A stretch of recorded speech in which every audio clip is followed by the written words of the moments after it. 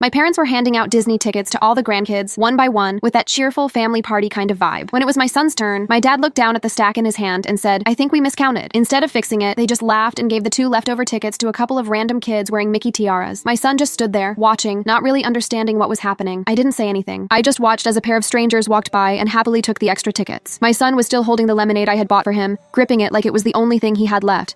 My sister clapped her hands together, telling everyone to gather for a group photo. I watched as all the cousins lined up, waving their Disney tickets in the air like trophies. Mason looked up at me, confused, waiting for me to tell him what to do. I told him we didn't need a picture. After the photo, Mom came over with her same practiced warmth, asking if we were doing okay. I told her we were fine. She didn't notice my voice shaking. Or maybe she did and just decided to ignore it. When it was time to leave, Mason asked if he could still wear his Mickey shirt for bed. He said maybe Grandpa would find another ticket later. I told him maybe, but I knew better. That night, after he fell asleep, I sat on the couch scrolling through photos my sister had already posted online. Everyone smiling, hashtags about family first, and best grandparents ever. I stared at those pictures for a long time, wondering when I'd stopped expecting them to treat me, or my son, like we were part of that story. Still, something inside me started to shift that night. I didn't know it yet, but that small moment, that single ticket that should have gone to Mason, would unravel everything I thought I'd accepted about my family. The next morning, I woke up to my phone buzzing nonstop. My family group chat was blowing up with messages, pictures of suitcases, hotel confirmations, emojis of Mickey ears. Everyone was giddy. It was like that ticket incident had never even happened. I scrolled through the messages until I saw my mom's text.